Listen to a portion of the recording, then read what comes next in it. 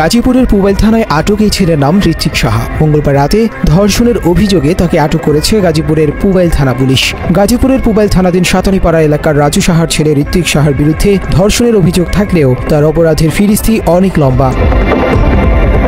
সে গ্রেপ্তারের 2 দিন আগে অর্থাৎ 13 মে বাংলা এডিশনের কাছে সংবাদ আসে ইসকনের একটি সংঘবদ্ধ চক্রের বিরুদ্ধে, যে চক্রটি মুসলিম মেয়েদের প্রেমের ফাঁদে ফেলে বিয়ের প্রলোভন দেখিয়ে ধর্ষণ করে মুসলিম মেয়েদের পেটে বাচ্চা দেয়। এই চক্রটি তাদের পরিকল্পনা বাস্তবায়ন করতে বেশ কয়েকটি ধাপে কাজ করে বলে বাংলা এডিশনের অনুসন্ধানে জানা যায়।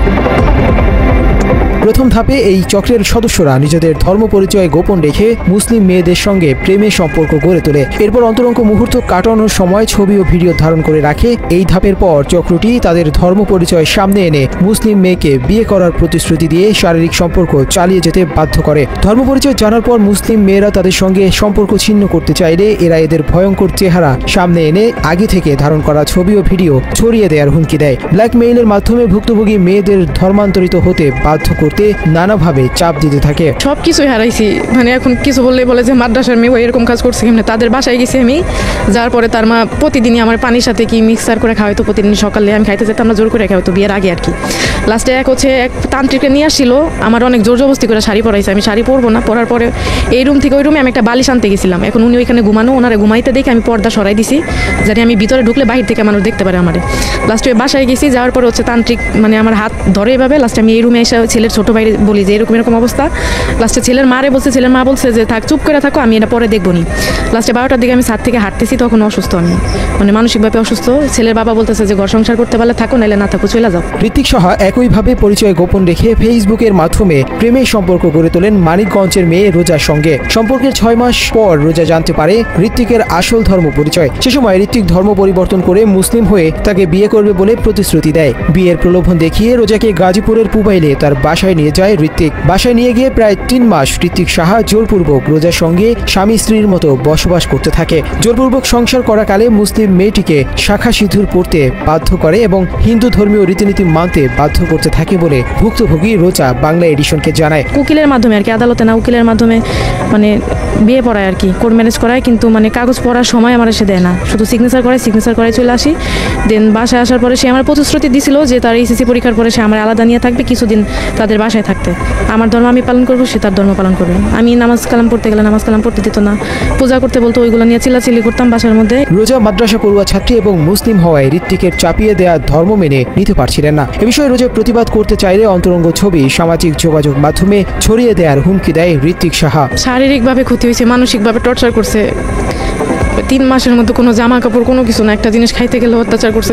জোরপূর্বক শাখা সিঁদুর পরা এবং হিন্দু ধর্মীয় রীতিনীতি মানতে বাধ্য করা নিয়ে রোজা প্রতিবাদ জানালে স্থানীয় মুসলমান সমাজে ঘটনাটি জানাজানি হয়ে যায়। স্থানীয়রা থানায় যোগাযোগ করলে থানা পুলিশ ঋত্বিকের বাসা থেকে রোজাকে শাখা সিঁদুর পরা অবস্থায় উদ্ধার করে। চলতি মাসের 2 তারিখে পুবাইল থানার ওসি আমিনুল ইসলাম ভিকটিম রোজাকে আদালতের জিম্মায় প্রেরণ করেছিল বলে বাংলা এডিশনকে জানায়। একজন মানে মুসলমানের মেয়ে হিন্দু আপনার সাথে শাখা সিঁদুর পড়ছে। স্থানীয় লোকজন এবং যারা হচ্ছে আমাদের হচ্ছে ওই আলেম ওলামা আছে, তাদের মধ্যে একটা ক্ষোভের সৃষ্টি হয়। ক্ষোভের সৃষ্টি করলে একটা অনাকাঙ্ক্ষিত পরিস্থিতি তৈরি হয়। আমরা সঙ্গে সঙ্গে জানার পর তারপরে ওইখানে যে ছেলে মেয়েকে আমরা রিকভারি করার চেষ্টা করি, কিন্তু আমরা ছেলেকে পাই না। ছেলে পালিয়ে যায়, মেয়েকে পাই। পাওয়ার পরে বিধি অনুযায়ী মেয়েকে আমরা নিয়ে যে বিজ্ঞ আদালতে সোপর্দ করছি। স্থানীয় মানুষ এবং পুবাইল থানা পুলিশের সহায়তায় রোজা এক দুর্বিষহ বন্দিশালা থেকে মুক্তি পেয়েছে। তবে ততক্ষণে ঋত্বিকের ধর্ষণের ফলে 2 মাসের গর্ভবতী হয়েছেন মুসলিম মেয়ে রোজা। ইতোমধ্যে সকল ঘটনার জেরে পরিবারহীন হয়ে পড়েছেন রোজা। সব হারিয়ে রোজা তার সাথে ঘটে যাওয়া অপরাধের বিচারের দাবি করেন। গত 12 মে ভুক্তভোগী রোজা এবং বাংলা এডিশনের অনুসন্ধানী দল বিষয়টি গাজীপুর রেঞ্জ ডিআইজিকে অবহিত করে এবং পুবাইল থানায় গিয়ে ঋত্বিকের বিরুদ্ধে একটি মামলা দায়ের করেন। বাংলা এডিশনকে ঘটনার বর্ণনা দেন পুবাইল থানার ভারপ্রাপ্ত কর্মকর্তা আমিনুল ইসলাম। আমরা জানতে পারলাম যে তার সাথে এইভাবে আপনার এফিডেভিট করে বিয়ে হয়েছে, পরে এখানে এসে ছিল। যাক, এই সংক্রান্তে পরবর্তী সময়ে এই মেয়েটা আবার আমাদের থানায় হাজির হয়ে একটা এজাহার অভিযোগ দায়ের করে লিখিত। এই বিষয়টা আমাদের আইনগত ব্যবস্থা প্রক্রিয়া দিন, আমরা এটা তদন্ত করে যথাযথ আইনগত ব্যবস্থা গ্রহণ করব। ওসির এমন বক্তব্যের 2 দিনের মাথায় মঙ্গলবার রাতে গাজীপুরের পুবাইল থানার পুলিশ অভিযান চালিয়ে গ্রেপ্তার করেন মুসলিম নারীদের সতীত্ব নষ্ট করা চক্রের সদস্য ঋত্বিককে। তবে ভুক্তভোগী নারীর দাবি, অসংখ্য ঋত্বিক নাম পরিচয় গোপন করে মুসলমান মেয়েদের ফাঁদে ফেলছে প্রতিনিয়ত। মুসলমান মেয়েদের সতর্ক করতে এবং বিচার পেতে তিনি মামলা করেছেন বলে জানান। একটা মেয়ে মানুষের ইজ্জতের দাম যদি 3-4 লাখ টাকা দেওয়া হয় তাহলে তো এই সমাজে বিয়ের কোনো দরকারই নাই।